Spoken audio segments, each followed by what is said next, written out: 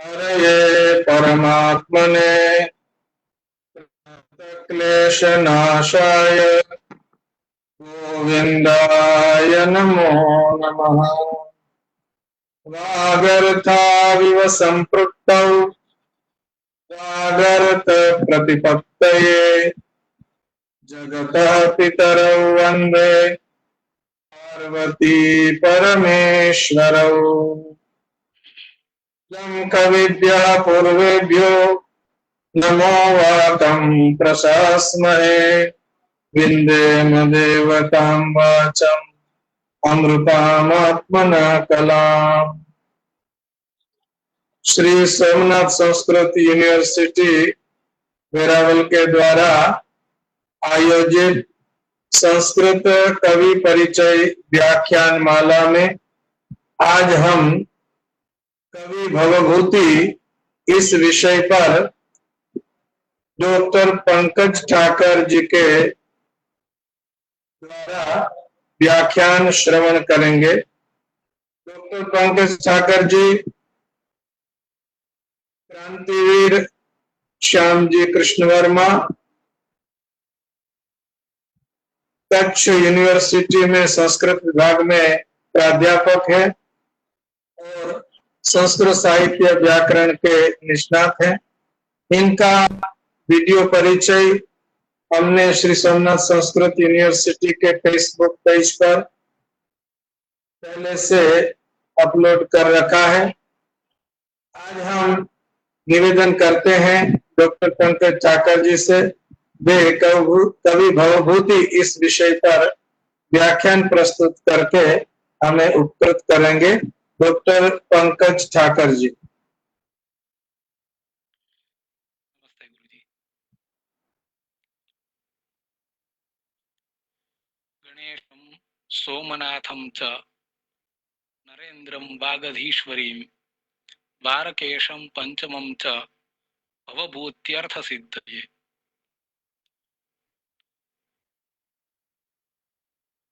हमारे सुकृतों का कुछ परिपाक होगा कि आज श्री सोमनाथ संस्कृत यूनिवर्सिटी के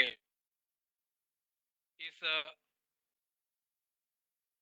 सर्वसमावेशी ऐसे फलक पर सभी को सुनने और सुनाने के लिए एक अवसर प्राप्त हुआ।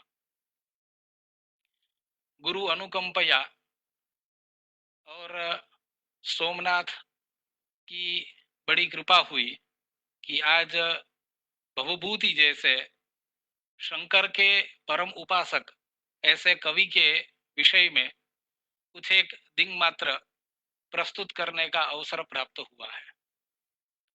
परम श्रद्धेय परम सम्माननीय श्री सोमनाथ संस्कृत विश्वविद्यालय के कुलपति श्री डॉक्टर प्रोफेसर गोपबंधु मिश्र जी,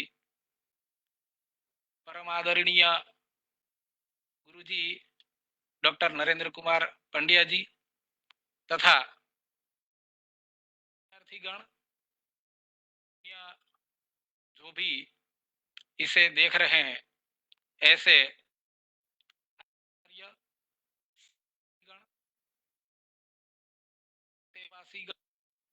सभी का भवभूति की इस परम मंगल ऐसी यात्रा में स्वागत है। साहित्य में नई कथा विद्यमान ध्रुवतार एक कवि भवभूति है। उनकी कवित्व प्रतिभा से काव्य जगत पुष्ट हुआ है। उनके व्याकरण, मीमांसा, न्याय और वैशेषिक ज्ञान का प्रभाव कृतियों में भासित होता है। जैसे कि मम्मट ने काव्य प्रयोजनों में निर्देश किया है, काव्यम, इस कवि ने भी अपने विद्यमान रहते यशः कामना के लिए नाटकांतम कवित्वम इस उक्ति को ध्यान में रखते हुए सीधे नाटकों में अपना प्रतिभा प्रदर्शन किया। किंतु अंतःसाक्षियों से यह विदित होता है कि अभीष्ट यशः कामना उनके विद्यमान होते हुए सफल नहीं हुई, लेकिन उनकी उपरति के बाद परवर्ती कवियों अलंकारिकों ने उन्हें कवि कुलगुरु कालिदास के समकक्ष प्रतिष्ठित किया है। ऐसे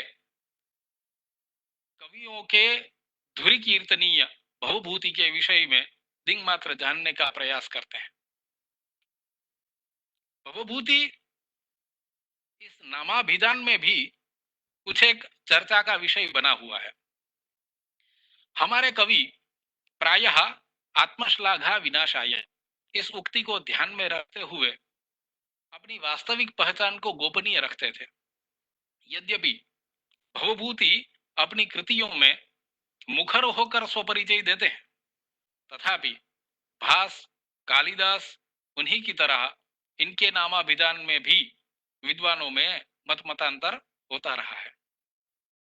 भवभूति वास्तविक नाम था या नहीं, नहीं था तो वास्तविक नाम क्या था, इस विषय में कवियों द्वारा नाटकों की प्रस्तावना में प्रोक्त वाक्य चर्चा का केंद्र रहा है।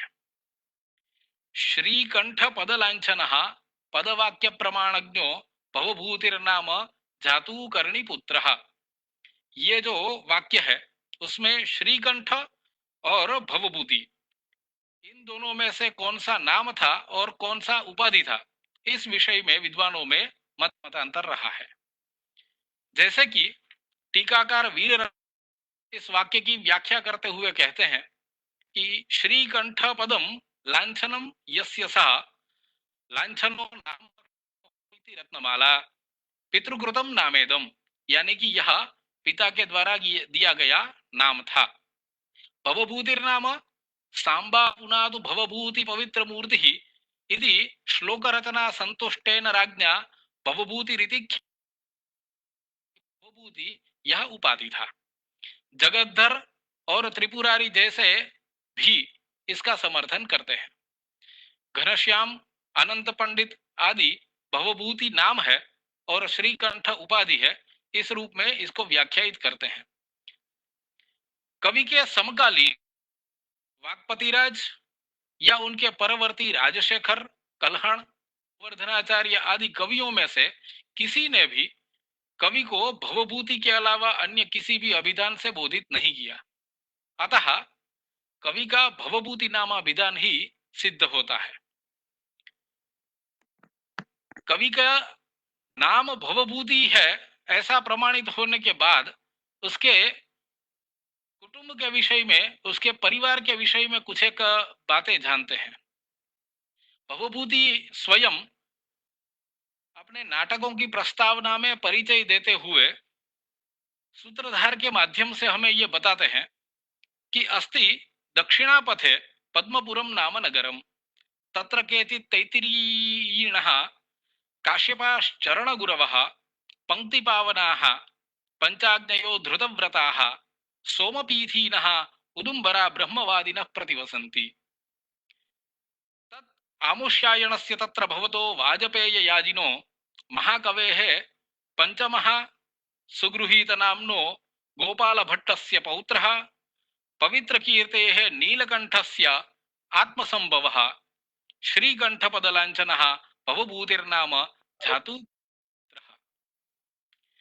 इससे फलित होता है कि कवि कृष्ण यजुर्वेद की तैत्तिरीय शाखाध्यायी काश्यप गोत्रीय पंचाग्नि पूजक परंपरा में उत्पन्न हुए थे। उनके वृद्ध पितामह यानी कि 5वीं पीढ़ी के जो महानुभाव रहे होंगे, उनका नाम महाकवि थे, जो वाजपेयी और सोमपीथी थे। ये बहुत बड़े दानवीर भी रहे। उनके यहाँ से कोई भी अभ्यागत कभी खाली हाथ नहीं गया। कवि के पितामह भट्ट गोपाल और पिता नीलकंठ थे। कवि की माता का नाम जातुकर्णी था। ये जातुकर्णी भी गोत्रानुसारी नाम है। अतः भवभूति का मातृपक्षीय गोत्र जातुकर्ण यह भी फलित होता है।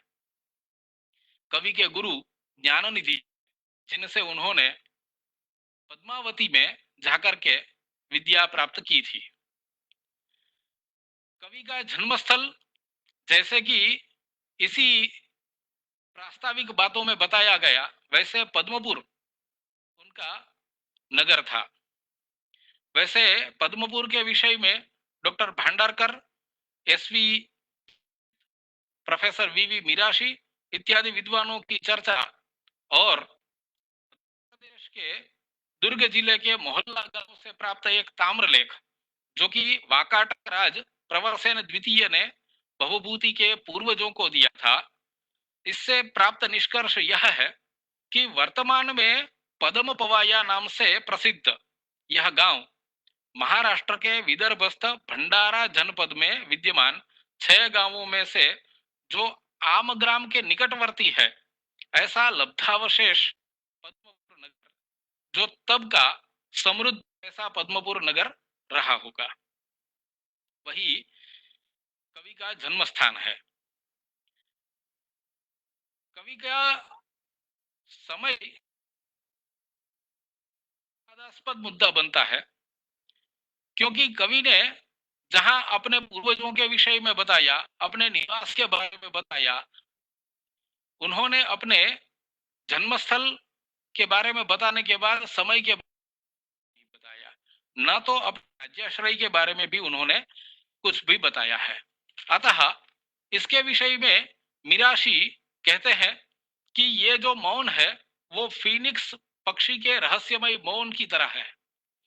अतः भवभूति के समय को साहित्य और इतिहास आदि के प्रमाणों के आधार पर निर्धारित करना चाहिए, जिसके लिए कुछ मानदंड इस प्रकार के होने चाहिए। एक तो कृतियों में से प्राप्त अंतरंग प्रमाण, दूसरा पूर्ववर्ती कवियों का भवभूति के विषय में मौन, और तीसरा परवर्ती कवि अलंकारिकों, टीकाकारों के द्वारा भवभूति के विषय में किए गए उल्लेख। इन सभी करने पर मालती में भास और कालिदास के प्रभाव को स्पष्ट देखा जा सकता है, और बाण जैसे कवि भवभूति के विषय में मौन है। यदि निर्धारित करना चाहे तो 6वीं सदी का उत्तरार्ध और 7वीं सदी का पूर्वार्ध तय किया जा सकता है। तो यह निश्चित होता है कि भवभूति 7वीं सदी के पूर्वार्ध के बाद ही हुए होंगे। सोढल, जो कि गुजरात के एक प्रख्यात कवि हो गए, उन्होंने उदय सुंदरी कथा में भवभूति की स्तुति करते हुए कहा है, मान्यो जगत्याम भवभूतिरार्यः वर्तमनी सार्थवाह। सार्थवाह उसको कहते हैं जो कि अपने साथ एक पूरे समूह को लेकर के चलता हो। ज्यादातर यह शब्द व्यापारियों के लिए प्रयुक्त होता है। व्यापारियों के समूह को लेकर के जाने वाला जो हो, उसका लीडर बनने वाला हो, उसको सार्थवाह कहते हैं। तो यहाँ भवभूति को कवि सार्थवाह कहा गया है, यानी कि कवियों के समूह को जो नेतृत्व करके ले जाने वाला हो, यानी उनका लीडर बनने की क्षमता रखता हो, ऐसा महाकवियों की श्रेणी में जो विद्यमान है, ऐसा। तो सोढल के द्वारा ये एक महिमा मंडन किया गया। सोढल का समय 11वीं शताब्दी कहा जाता है। 940 में हुए सोमदेव यशस्तिलक चंपू में भवभूति को महाकवि घोषित करते हैं। तो राजशेखर, जो कि से अत्यंत अभिभूत है, ऐसे राजशेखर ने बाल रामायण नामक अपनी कृति में ये कहा है कि बभूव वल्मीक भवः कविः पुरा ततः प्रपेदे भुवि भर्तृमेण्ठताम् स्थितः पुनर्यो भवभूति रेखया सवर्तते संप्रति राजशेखरः। जो सबसे पहले वाल्मीकि के रूप में विद्यमान थे, बाद में समय जाते वो भर्तृमेंठ नाम के कवि हुए, उसके बाद जिन्होंने भवभूति के रूप में अवतार लिया, वही अभी वर्तमान में राजशेखर के रूप में विद्यमान है। तो राजशेखर की ये जो भवभूति के प्रति अनन्य भक्ति है, वो भी एक महिमा प्रदान करती है। राजशेखर जो कि प्रतिहार राजाओं के समय में उनके राजकवि के रूप में विद्यमान थे, उनका समय 10वीं सदी का पूर्वार्ध सिद्ध होता है। गौड़वदह यानी गौड़वहो, उसके रचयिता वाक्पति राज ने भवभूति की प्रशस्ति करते हुए गाथा सप्त भवभूति जलधि निर्गत काव्यामृत रसगणा इव स्फुरन्ति यस्य विशेषा अद्यापि विकटेषु कथा निवेशेषु। तो यहाँ पर जो अद्यापि ऐसा शब्द है, उससे यह विदित होता है कि इस श्लोक की रचना जब हुई थी तब भवभूति वो काव्यावशेष हो चुके थे। गौड़वहो की गाथा और कलहण की राजतरंगिणी, उससे ज्ञात होता है कि वाक्पतिराज और भवभूति कान्यकुब्ज राजा के राजा यशोवर्मा के दरबार में कवि थे, जिनमें भवभूति पूर्ववर्ती और वाक्पतिराज परवर्ती थे। उनका समय 8वीं सदी का प्रथम चरण तय होता है। इसी प्रकार भवभूति के परवर्ती अलंकारिकों ने भी कवि की कृति और श्लोकों का उद्धरण दिया है, जिनमें धनिक जो कि दशारूपकावलोक के रचयिता है, सरस्वती कंठाभरण के रचयिता भोज, काव्य मीमांसा के रचयिता राजशेखर और काव्यालंकार सूत्र वृत्ति के रचयिता वामन, ये प्रमुख है। इसमें वामन का समय 8वीं सदी का उत्तरार्ध स्वीकृत है। इन साक्ष्यों के आधार पर 7वीं सदी के चतुर्थ चरण से लेकर के 8वीं सदी के प्रथम चरण यहां तक का सिद्ध होता है। एक और भी चर्चा चलती है। एक प्रसिद्ध ऐसे मीमांसक हो गए उम्बेक। एक हस्तप्रत में उम्बेक के नाम से रची गई कृति में मालती माधव की नाम का जो कृति है, उसमें पुष्पिका में उम्बेक के द्वारा रचे गए मालती माधव का ये अंक हुआ, ऐसा करके उसमें बताया गया है। तो इसके आधार पर कुछ एक विद्वान ये जो कृति है वो भवभूति और उम्बेक दोनों एक ही है, यानी भवभूति जो मीमांसक है और उम्बेक जो कि कवि है, इस तरह से उन दोनों के बीच में अभिन्न दर्शाने का प्रयत्न किया गया। लेकिन तथ्यों के आधार पर यह सिद्ध होता है कि उम्बेक भवभूति से बहुत परवर्ती रहे हैं। तो दोनों भवभूति और उम्बेक दोनों अलग ही है, दोनों भिन्न भिन्न विद्वान हो गए। इस तरह से दोनों को देखना चाहिए, ना कि उन दोनों को एक रूप में प्रमाणित करने का प्रयत्न करना चाहिए। यह भी एक बहुत बड़ा विद्वानों के बीच में चला चर्चा का विषय रहा है, लेकिन यहाँ पर वो बहुत विशद विषय होने की वजह से उसको यहाँ ना लेते हुए कुछ आगे चलते हैं। भवभूति के विषय में यदि कुछ जानना चाहें तो जैसे और कवियों के विषय में दंत कथाएं हैं, वैसे ही और उन दंत कथाओं का संग्रह करने वाले और अपनी ओर से समय इत्यादि की सीमाओं को ना गिन करके सभी कवियों को एकस्थ करने वाले ऐसे बल्लाल सेन, उन्होंने भोज प्रबंध में सभी कवियों को इकट्ठा कर दिया है। तो उन्होंने ऐसी एक कथा जो कि भोज प्रबंध में लिखी हुई है, उसमें कालिदास और भवभूति दोनों को एक साथ दिखा करके एक कथा दर्शाई है। इसमें कहा है कि भवभूति जो कि अभी नववयस्क थे, ऐसे भवभूति उत्तर रामचरितम को लेकर के, अपनी कृति को लेकर के कालिदास के पास जाते हैं और दोनों में ऐसा तय होता है कि भवभूति अपनी कथा अपनी नाट्यकृति सुनाएंगे और कालिदास चौसर खेलते हुए उनकी ये कथा सुनेंगे, उनकी नाट्यकृति को सुनेंगे।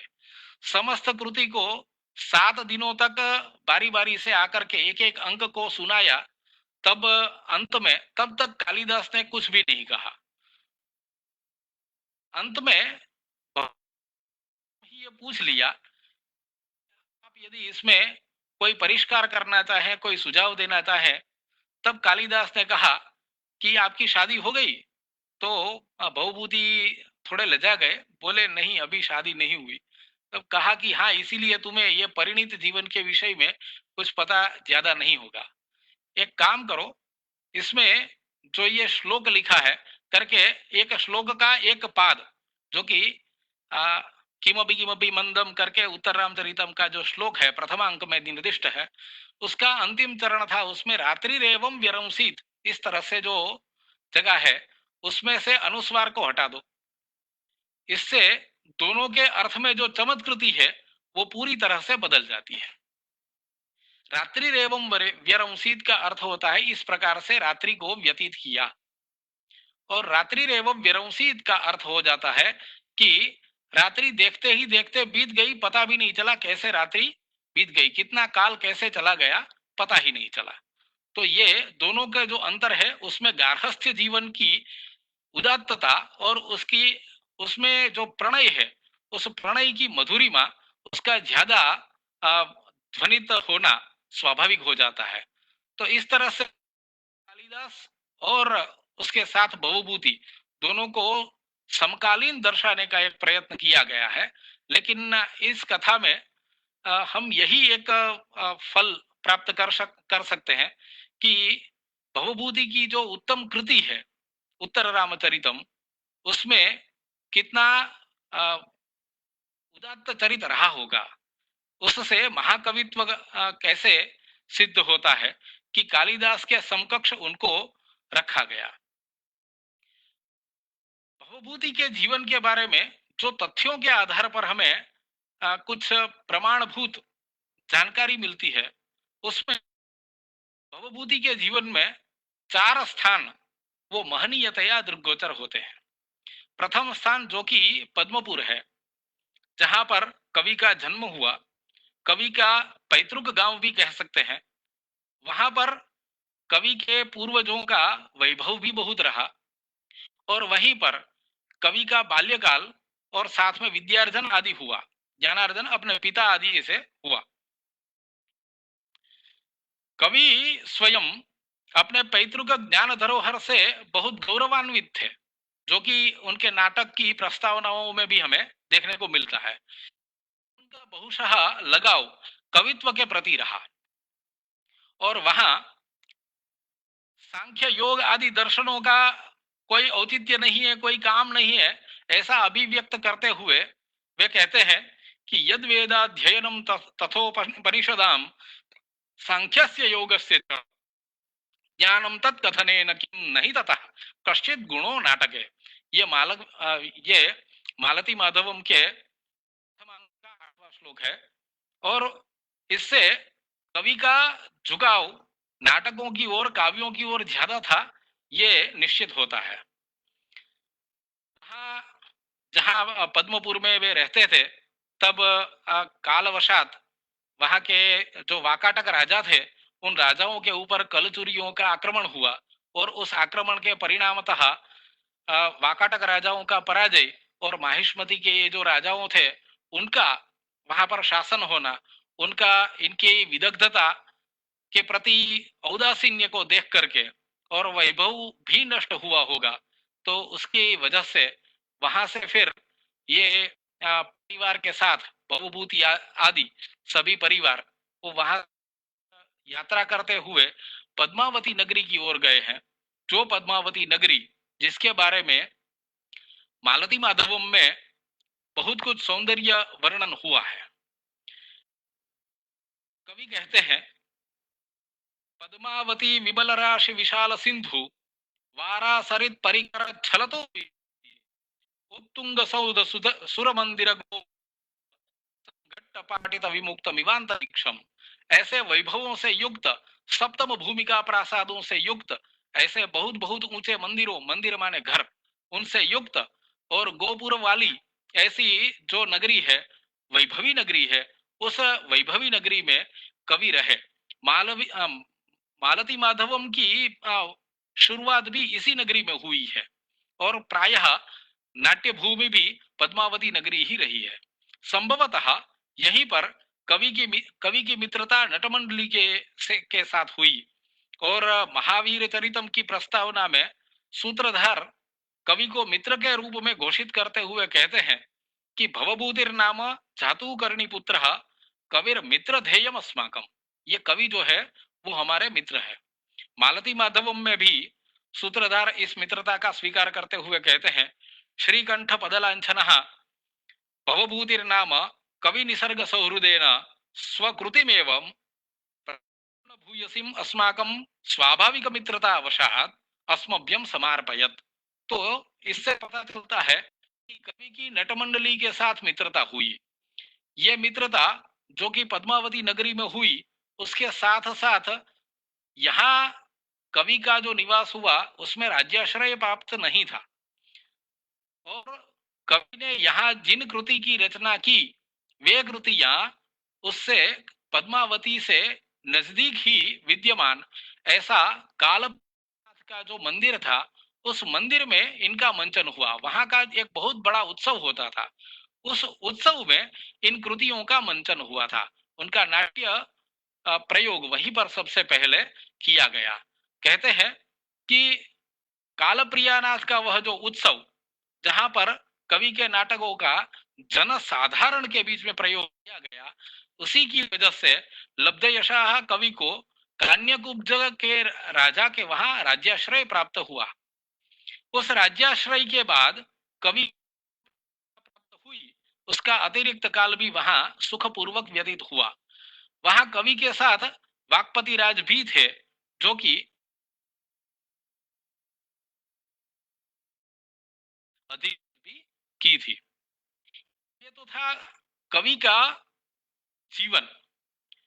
लेकिन कवियों के विषय में यह कहा जाता है कि जयंती ते सुकृतिनो रस सिद्धा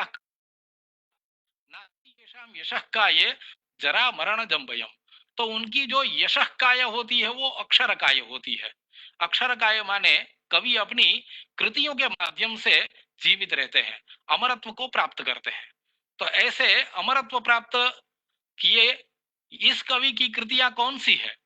तो इनके नाम से 3 कृतियां हमें उपलब्ध हो रही है और विद्वानों ने परिशीलन करके इन कृतियों का एक जो क्रम निर्धारित किया है उसी क्रम को हम यहाँ पर रखते हैं।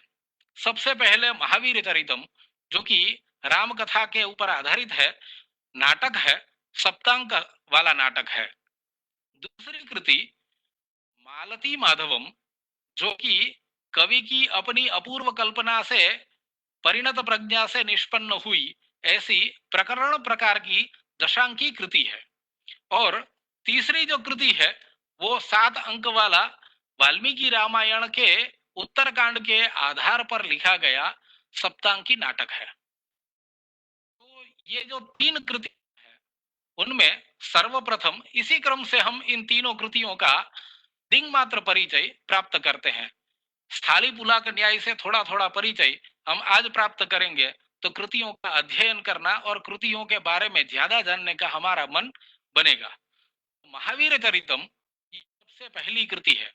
यहाँ महावीर शब्द जो है वो राम के लिए प्रयुक्त हुआ है। सप्तांगी इस नाटक की नांदी ब्रह्म वंदना से होती है। प्रथमतया प्रस्तुत हो रहे कवि का विशद परिचय। राम और लक्ष्मण का यहाँ पर राम जन्म का वृत्तांत नहीं दिया गया है, राम को बड़ा ही दिखाया गया है और विश्वामित्र स्वयं अपने यज्ञ की रक्षा हेतु राम और लक्ष्मण को राजा दशरथ से मांग करके अपने आश्रम में ले जाते हैं। तो उसी आश्रम पद से इस नाटक की शुरुआत होती है और वहां पर सबसे पहले राम और लक्ष्मण का सीता और उर्मिला से मिलाप होता है क्योंकि कुशध्वज वो विश्वामित्र के आश्रम में इन दोनों को लेकर के आते हैं। वहीं पर सबसे पहला तारा मैत्रक हुआ, वहीं पर उन दोनों का प्रणय भी हुआ और धनुर्भंग भी विश्वामित्र के आश्रम में होता है और साथ में विवाह भी वहीं होता है। ये जो घटना घटती है उससे एक द्वेष भावना उत्पन्न हुई है जिसके मन में ऐसा रावण जो कि स्वयं भी सीता से परिणय करना चाहता था वो विद्वेष के कारण राम से बैर मोल लेता है, यानी यहीं से राम और रावण के बैर की शुरुआत हो जाती है। उसका एक जो सचिव है माल्यवान, वो कुशल राजनीतिक के रूप में इस पूरे आगे के घटनाक्रम में हमें देखने को मिलता है। वो कूटनीति से सबसे पहले परशुराम को उकसाता है कि आपका दिया हुआ जो शिव धनुष था, उस शिव धनुष को राम ने भंग कर दिया। तो परशुराम क्रुद्ध होकर के वही चले आते हैं जहां पर कुशध्वज है, जहां पर जनक के राज्य गुरु भी है, मित्र भी है, वहां चले आते हैं और वहां बहुत बहुत विवाद होता है। शतानंद जो कि जनक के राजगुरु है, उनका और परशुराम का भी एक कलह इसमें बहुत विशदतया दिया गया है, जहां पर शतानंद खुद 10 जैसे कहीं परशुराम के लिए प्रयुक्त करते हैं, तो सामने परशुराम भी बहुत कुछ कहते हैं। फिर अंततः राम और परशुराम के बीच में एक युद्ध हुआ, जिस युद्ध में राम की विजय होती है और अंततः राम को अपना धनुष दे परशुराम विजय होते हैं। यानी माल्यवान की जो ये एक चाल थी कि राम का या परशुराम का, दो में से एक का भी पराजय हो तो वो उसके हित में हो जाएगा, तो इसमें परशुराम का पराजय हो गया और राम विजित हो गए, यानी राम का महत्व बढ़ गया। उसके बाद दूसरी एक चाल ऐसी ही एक षड्यंत्र किया, जिसमें शूर्पणखा को मंथरा के रूप में कैकेयी के पास भेज करके उसके जो 2 वरदान थे, उन वरदानों को मांगना और उसके बाद राम का 14 वर्ष का वनवास हो और दंडकारण्य की ओर राम का जाना हो, जहां खरदूषण आदि के मृत्यु की घटनाएं घटती है। तो क्रमशः इसमें राम की महिमा बढ़ती है। लेकिन बीच में सीता का अपहरण करना भी इसी षड्यंत्र का एक भाग बनता है और सीता का अपहरण होने के बाद उसकी खोज में निकले राम, जो माल्यवान के साथ संधि जिसकी हुई है, ऐसे बाली के साथ युद्ध करते हैं। तो वाली और राम का युद्ध होता है, बीच में जटायु का पराक्रम भी देखने को मिलता है और क्रमशः जैसे हम जानते हैं कि यात्रा आगे बढ़ते हुए फिर राम रावण का युद्ध होता है और राम का वनवास समाप्त होने के बाद राम का प्रत्यावर्तन और साथ में राज्याभिषेक होता है। तो यही बातें इसमें संक्षिप्ततः हम कहें तो ये वर्णन है। इस नाटक में अनेक वीरों का वर्णन आता है, जैसे कि परशुराम है, रावण है, हनुमान है, सुग्रीव, बाली, ये सभी है, किंतु महावीर के रूप में केवल राम प्रतिष्ठित होते हैं। नाटक का अंगी रस वीर रस है, रौद्र, भयानक और बीभत्स रस ये कथानक के मुख्य रस के पोषक है और गौण रस के रूप में बीच बीच में श्रृंगार, हास्य, करुण आदि का दर्शन भी हो जाता है। शैली गौड़ी शैली है, समास बहुल और दीर्घ संवादों के कारण कतिपय स्थानों की नाट्य क्षमता दुरूह भी हो जाती है, किंतु फिर भी उदीयमान कवि के परिपक्व हो रहे मानस का यहाँ पर हमें दर्शन होता है। कवित्व प्रथा के उपलक्ष्य में कवि के द्वारा मूल कथा में किए गए बदलाव उनके साहस का परिचय देते हैं। नाटक के कविकृत परिवर्तनों के कारण राम का चरित्र उज्जवल बनता है और बाली को छिपकर मारने के आरोप से मुक्ति मिलती है। शूर्पणखा द्वारा किए गए षड्यंत्र से कैकेयी और मंथरा को कलंक से मुक्ति मिलती है। कुछ एक ध्यानास्पद उक्तियां इसमें है, जैसे एक है अंबूनी मज्जंत्यलाबूनी ग्रावाण संप्लवंते। इसको गुजराती में एक कहावत के साथ देखें तो एक शायर की पंक्ति है, फूलड़ा डूबी जता ने पत्थरों तरी जाए थे। तो इसी के साथ इसका संबंध जोड़ सकते हैं। परशुराम बोलते हैं एक जगह कि क्षत्रिय यदि शिलशूल मुदको पायती, यानी जब मैं क्षत्रिय शब्द सुनता हूं तो जैसे मेरे मस्तिष्क में वेदना होनी शुरू हो जाती है। और कहते हैं कि नम इदानीम भगवते संसारा ईदृशा अपि कल्पद्रुमा प्ररोहंती। ये उक्ति शूर्पणखा के मुख में कवि ने डाली है। यहाँ पर राम जब वनवास की प्राप्ति होती है और उसके अनुज और पत्नी साथ में चलते हैं, तो राम बोलते हैं कि इससे अच्छा और क्या होगा कि मेरा पितृ वचन पालन भी हो जाएगा और साथ में एकाकी रहना तो होना ही नहीं है, यानी अयोध्या भी मेरे साथ ही रहेगी। जब अनुज और पत्नी मेरे साथ, तो फिर मेरा अयोध्या से दूर होना भी नहीं होता। तो यह सुन करके शूर्पणखा इस तरह से वाक्य बोलती है। यदि एक ही श्लोक में इस महावीर कहना हो, तो अंत में विश्वामित्र के मुख से कवि कहते हैं कि निर्व्यूढ़ं शासनम गुरुतरम धर्मोपि संरक्षितो रक्षः संहरणा चिकित्सित मनोरोगा त्रिलोकीकृता सिद्धार्थाश्च सुराः सहानुज सुहृद्दारेण राज्यं पुनर् लब्धम किम करणीयमेतद् अधिगम श्रेयस्तदप्युच्यताम्।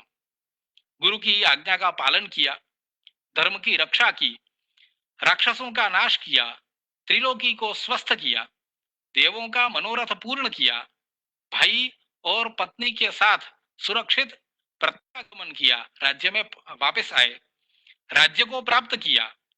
अब और भी क्या कहने को करने को शेष रह गया है? रहा हो तो कहिए। और अंत में भरत वाक्य कहता है कि संख्यावंतो भी भूमना परकृतिषु मुदम संप्रधार्य प्रयांतु। यानी कवि जब अंत में श्रोताओं को, दृष्टाजनों को, भावक वर्ग को इस कृति के अंत में ये कहते हैं कि आप अपने मन में और सभी कवियों की कृतियों, जो कि बहुत सारी कृतियां हैं, उन कृतियों को भी मन में रखते हुए विद्वज्जन इन कृतियों को भी साथ में रखते हुए अपनी मेरी इस कृति के आनंद को प्राप्त करें। इस नाटक में विद्वानों को कथा तंतु का अभाव दिखता है, किंतु यदि माल्यवान द्वारा किए गए कूटनीतिक षड्यंत्रों के माध्यम से देखा जाए तो माल्यवान में इस कथा सूत्र को हम प्राप्त कर सकते हैं। वे कहते हैं कि निसर्गेण ही धर्मस्य गोप्ता धर्मद्रोहो वयम, यानी कि हम सभी निसर्ग से धर्मद्रोह, हम धर्म का द्रोह करने वाले हैं, और अयम ये जो है वो धर्म के गोप्ता है, यानी परित्राणाय साधूनाम विनाशाय दुष्कृताम धर्म संस्थापनार्थाय।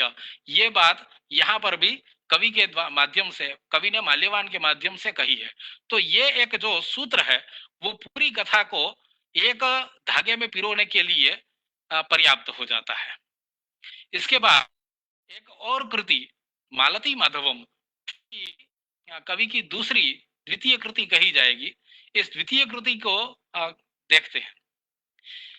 प्रथम कृति के बारे में विद्वानों का अपेक्षाकृत आदर प्राप्त नहीं हुआ, तो इसकी वजह से कुछ खिन्न हो चुके ऐसे कवि ने एक प्रसिद्ध वाक्य कहा, जो कि कवि का सिर्फ प्रसिद्ध वाक्य ही नहीं है, उनकी खिन्नता तो द्योतित करता ही है, लेकिन साथ ही साथ उसमें कवि का एक आशावाद भी द्योतित होता है। ये नाम केचिदिहनः प्रथयन्त्यवज्ञाम् जानन्ति ते किमपि तान् प्रतिनैषयत्नः उत्पत्स्यते अस्ति मम कोऽपि समान धर्म। ये जो है वो आशावाद है। कालो ह्ययम् निरवधिर विपुला च पृथ्वी। ये जो कृति है वो 10 अंकों की है। कवि कल्पना जनित प्रकरण प्रकार की कृति है और कवि को इस कृति के बारे में एक गर्व है कि उन्होंने एक ही कथा वस्तु में 2 प्रणय कथाओं को सफलतापूर्वक उपनिबद्ध कर दिखाया है। नायक नायिका माधव और मालती है और उपनायक और उपनायिका मकरंद और मदयंतिका है। नायक नायिका के साहजिक प्रणय के प्रतिफलन में नायिका के पिता की राजा के प्रति स्वामी भक्ति और पुत्री का पितृ अधीनत्व बाधक होता है। प्रणयी जन की प्राप्ति में विफल ऐसे माधव ने अपने देहमांस विक्रय से शक्ति संपादित करके नायिका को प्राप्त करने हेतु श्मशान में गया और वहां जाकर के अपना एक तप किया, किंतु वहीं पर अकस्मात अघोर घंट और कपाल कुंडला द्वारा बलि के रूप में लाई गई सुलक्षणा मालती उसे दिखाई देती है। माधव अघोरघंट का वध करके मालती को मुक्त कराता है। अतः माधव प्रियजन के साथ अब मालती के लिए जीवनदाता भी बन जाता है। इसी की वजह से मालती माधव से चोरी का विवाह हेतु तैयार हो जाती है। इस मुख्य कथानक के साथ साथ उपनायक और उपनायिका उनका यानी मकरंद और मदयंतिका की प्रणय कथा भी चलती है।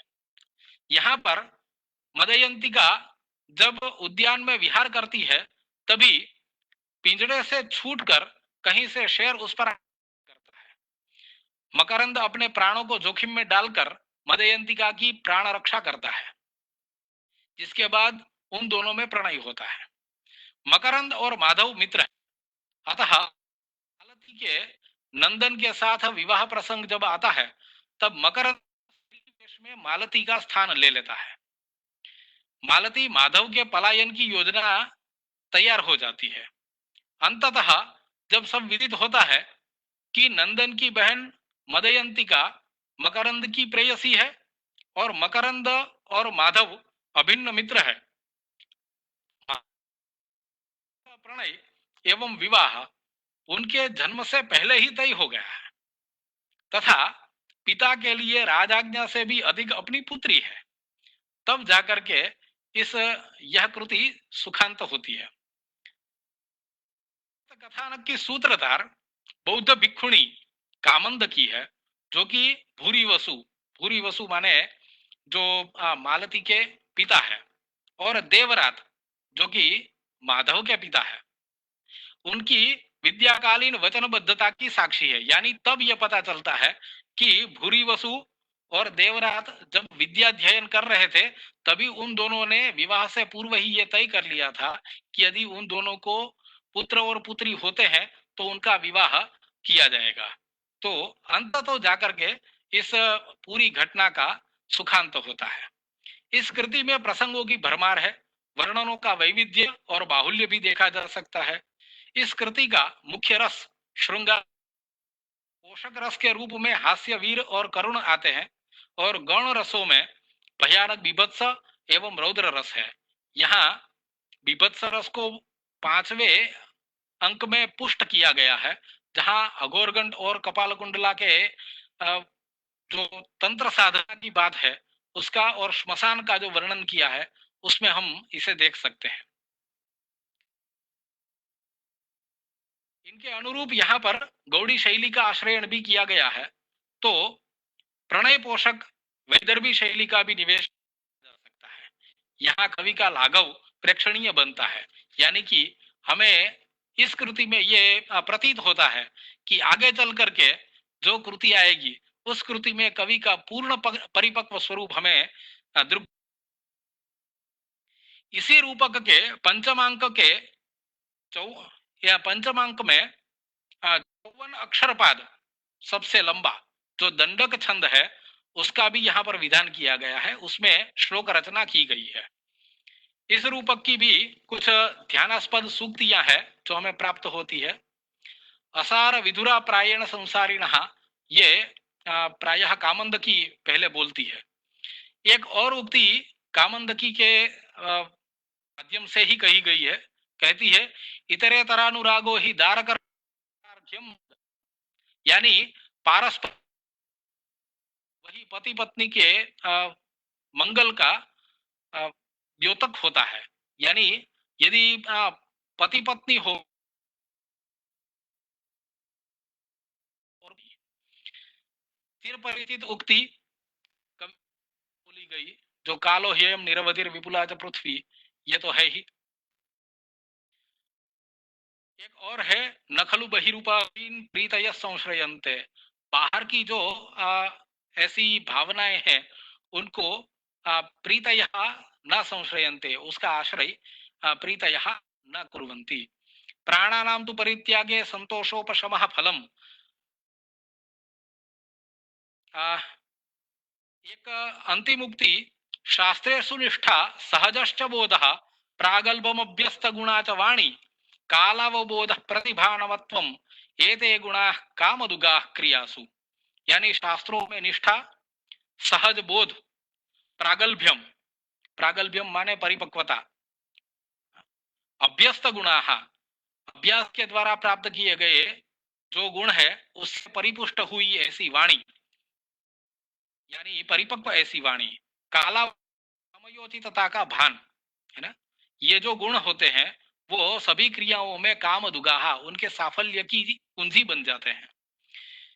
ये द्वितीय कृति, इसको कवि को समर्पित करते हुए आगे तृतीय कृति में चलते हैं। तृतीय कृति यानी उत्तर रामचरितम। उत्तर रामचरितम में कवि की परिणत प्रज्ञा का हमें प्रतिभान होता है। उत्तर रामचरितम, इस कृति को भवभूति की काव्य कला का उत्तम प्रदान कहा जाता है। इस नाट्य कृति से परवर्ती कवियों ने भवभूति को महाकवि की पदवी प्रदान की है। यहाँ वाल्मीकि रामायण के उत्तरकांड के को आधार बनाकर कवि ने राम के लोकोत्तर चरित्र का प्रकटन किया है। करुण रस सीता को अर्थवाणी और अमृता आत्मन कला अभिन्नता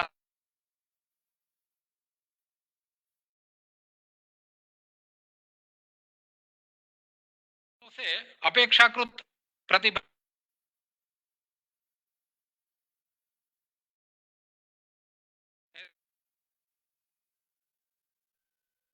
यथा स्त्रीणाम तथा वाचम साधुत्वे दुर्जनो जनः।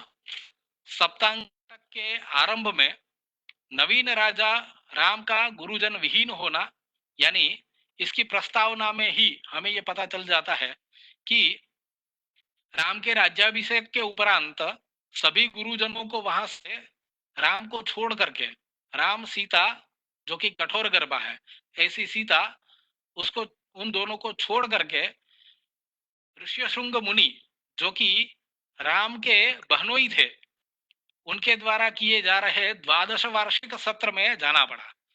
वशिष्ठ, अरुंधति के साथ ये सभी गुरुजन यज्ञ सत्र में भाग लेने के लिए गए हैं। 12 वर्ष तक वापस नहीं आने वाले थे और यहाँ नवीन राजा के रूप में राम के ऊपर सभी तरह का भार आ गया था। गुरुजनों ने राम के लिए ऋष्यशृंग मुनि के आश्रम से अष्टावक्र के एक संदेश भेजा था, जहां पर सीता की कुछ प्रशस्ति, राम का सीता के प्रति कर्तव्य और साथ में वशिष्ठ के द्वारा राम के लिए एक आज्ञा दी गई थी कि कैसे है, तो कहते हैं कि आप तो अभी तुम बाल एवासी नवम च राज्यम, आप तो बाल है और आपके लिए ये राज्य जो है वो नवीन है, यानी राज्य का अनुभव, शासन करने का अनुभव आपके लिए अभी नया है। तो आपको क्या करना चाहिए उसकी एक बात जो कि आपके लिए सूत्र समान होगी वो हम बताते हैं। ऐसा कह करके वशिष्ठ ने आज्ञा की थी कि युक्त प्रजानाम अनुरंजने स्याह तस्माद् यशो यत् परमम धनम वह, यानी आपको अपनी प्रजा का अनुरंजन करने में जुट जाना चाहिए। यदि आप अपनी प्रजा का अनुरंजन करने में जुट जाते हैं तो उसी से आपका यश होगा, जो कि आपके परिवार का, आपके वंश का, इक्ष्वाकु वंश का परमम धनम, सबसे उदात्त धन माना गया है। तो राम भी उसी क्षण गुरु की आज्ञा को शिरोधार्य करते हुए प्रतिज्ञा करते हैं कि स्नेहम दयांत सौख्यम च यदि वा जानकीमपि आराधनाय लोकस्य मुंचतो नास्ति में व्यथा। स्नेह, दया, सौख्य, सौख्य माने सभी प्रकार के सुख, और यदि इन सब से उत्तरोत्तर अभिवृद्धि प्राप्त करते हुए यदि जानकीमपि,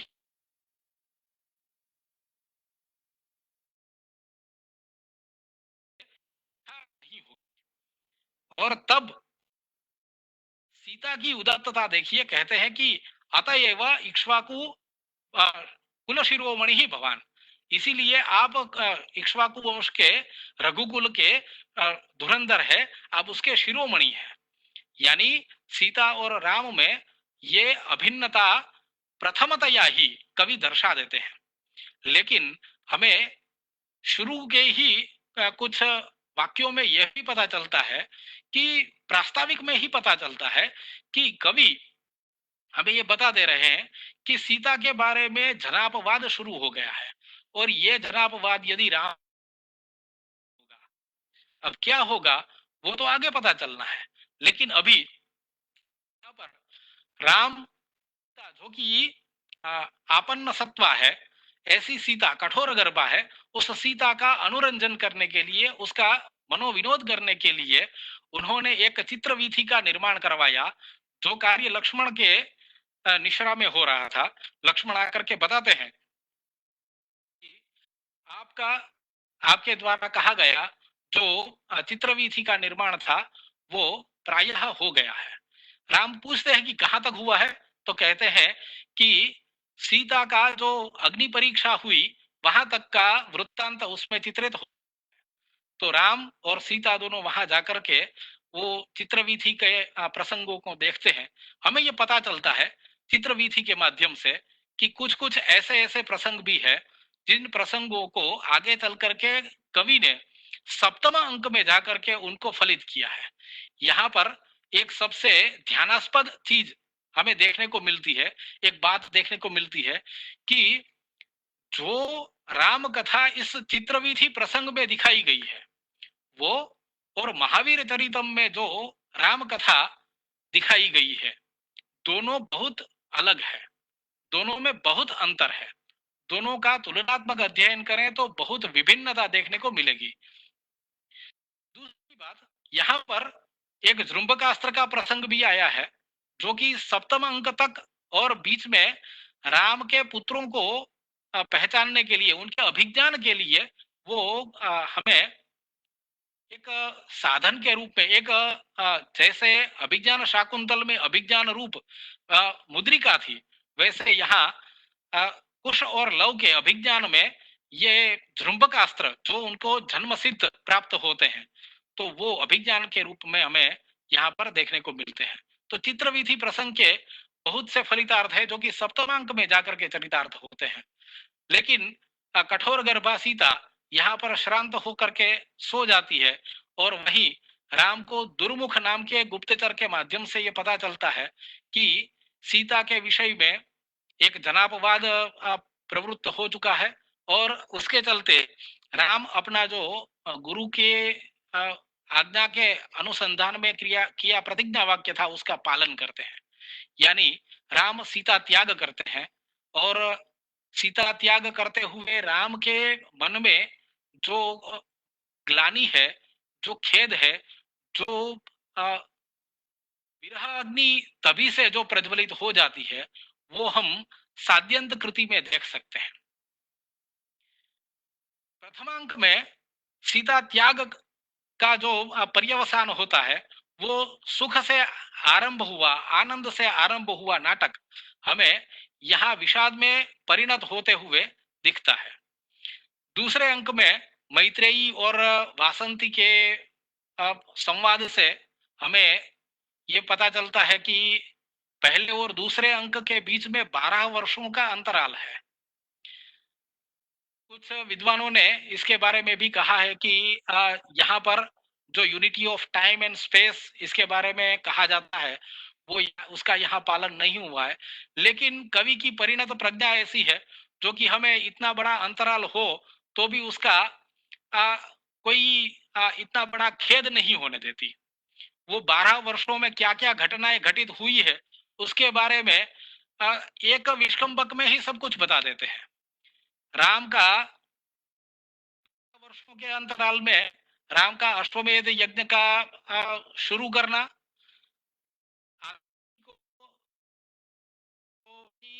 विश्वामित्र के आश्रम छोड़ करके जा रही है, उसका छोड़ने का कारण 12 वर्ष के 2 बच्चे हैं जो कि बहुत ही तेजस्वी है, सभी विद्याएं वो तुरंत अधिगत कर लेते हैं, और साथ में उनको जन्म से ही जृंबकास्त्र सिद्ध है। ऐसे 2 बाल है जो कि कुश और लव नाम के हैं, उनकी वजह से वो अपना विद्या अध्ययन ठीक से नहीं कर पा रही है, तो वो ये जगह छोड़ करके जा रही है ऐसा कारण दे रही है। दूसरा हमें ये भी पता चलता है कि यहाँ पर कवि अश्वमेध यज्ञ आरंभ करना तो दिखाते हैं, साथ में ये भी कह देते हैं कि अश्वमेध यज्ञ में गुरुजन नहीं गए हैं, और क्योंकि वहां सीता नहीं है, तो सीता नहीं है तो राम ने क्या दूसरा विवाह कर लिया? तो कहते हैं नहीं, दूसरा विवाह नहीं किया है। राम ने अश्वमेध यज्ञ के लिए सीता की स्वर्ण प्रतिमा रखी है। और तब ये सुनकर के वासंती कह देती है कि हमें वज्रादपि कठोराणी मृदूनि कुसुमादपि लोकोत्तराणाम चेतांसी कोनो विज्ञातुम अर्हति। ये जो लोकोत्तर चेतस वाले लोग होते हैं, उनके मन को कौन जान सकते हैं कि जो वज्र से कठोर भी दिखते हैं और कुसुम से भी मृदु होते हैं। तो दूसरे अंक में हमें यह पता चलता है, उसके साथ ही शंभुक वध की एक कथा भी आती है। जो शंभुक वृषल है, उसको उसका वध करने के लिए और ब्राह्मण पुत्र को जीवित करने के लिए आकाशवाणी की आज्ञा से राम पंचवटी की ओर दंडकारण्य में गए हैं, वहां से पंचवटी की ओर आने वाले ही होंगे। तो दूसरे अंक में हमें ये कथा देखने को मिलती है। साथ में मुख्य दृश्य में यही है।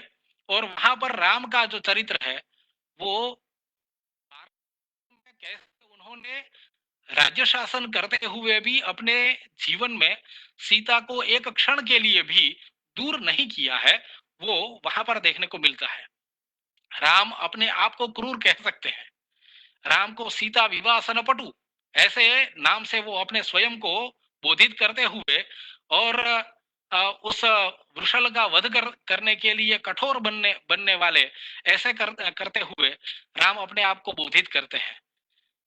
बाद में उस शंभुक वध के उपरांत हमें पता चलता है कि वो शंभुक श्रापित था, जिसका राम ने उद्धार किया था, और वो अभी अपनी दिव्य गति को प्राप्त हो गया है। और साथ में वो ये भी समाचार देता है कि जो ब्राह्मण बटु जिसकी मृत्यु हो चुकी थी, वो भी जीवित हो गया है। तीसरे अंक में चलते हैं तो वहां पर छाया सीता का प्रसंग आता है।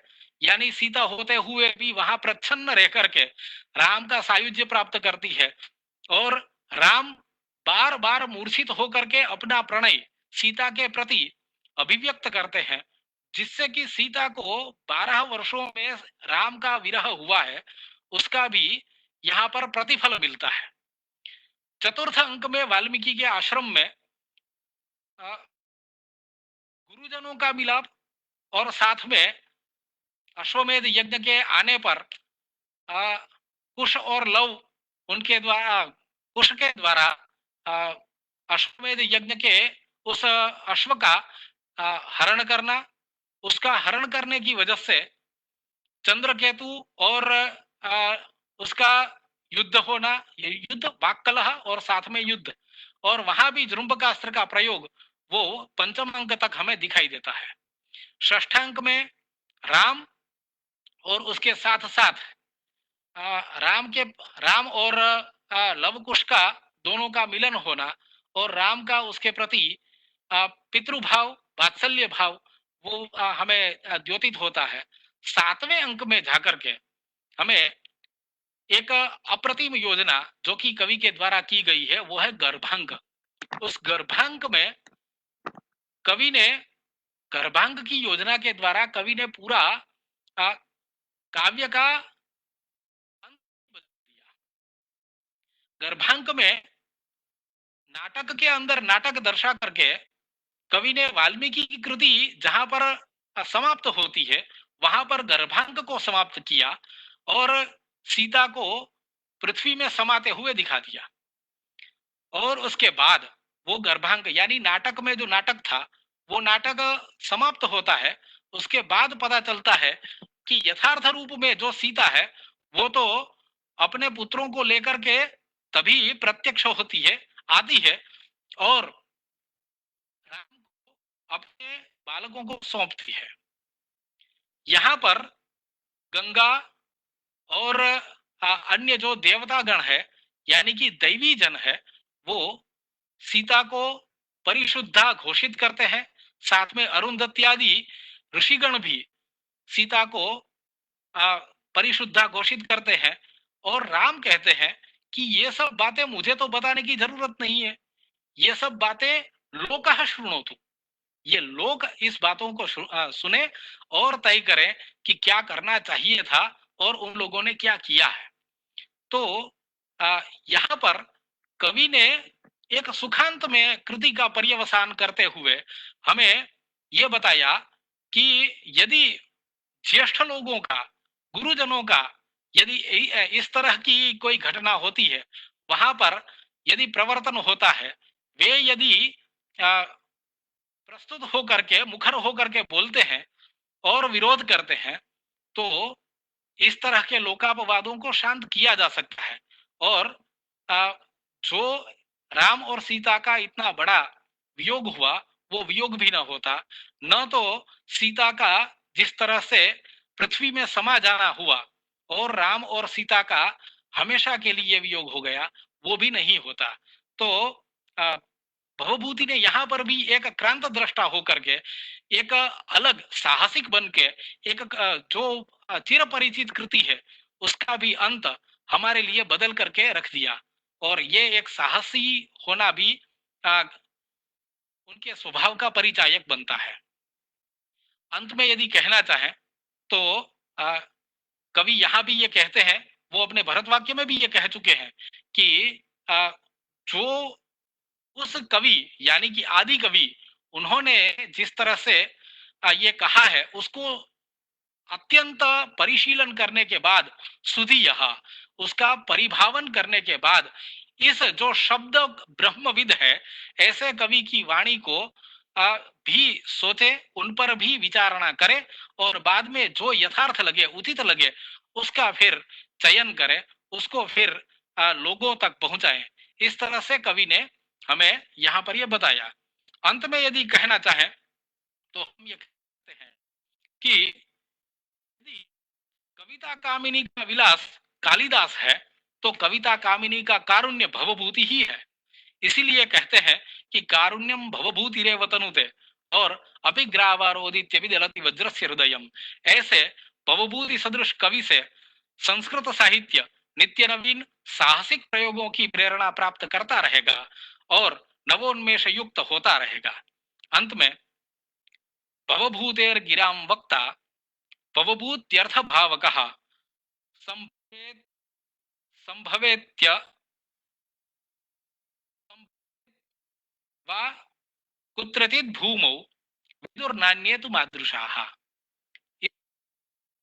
आज सोमनाथ संस्कृत यूनिवर्सिटी के द्वारा मुझे जो सभी लोगों के विश्व के सम्मुख प्रस्तुत होने का यह अवसर प्रदान किया, उसके लिए गुरुजी, यूनिवर्सिटी के अधिकारीगण, माननीय परम श्रद्धेय कुलपति श्री, कुलसचिव श्री और सभी अधिकारियों का धन्यवाद ज्ञापन करते हुए, उनका ऋण स्वीकार करते हुए, और हम इस विश्वविद्यालय का ध्येय वाक्य पूर्णता गौरवाय, इस पूर्णता का गौरव करते हुए हम अपनी वाणी को विराम देते हैं। सहना भवतु सहनौ भुनक्तु सह वीर्यं करवावहै तेजस्विनावधीतमस्तु मा विद्विषावहै।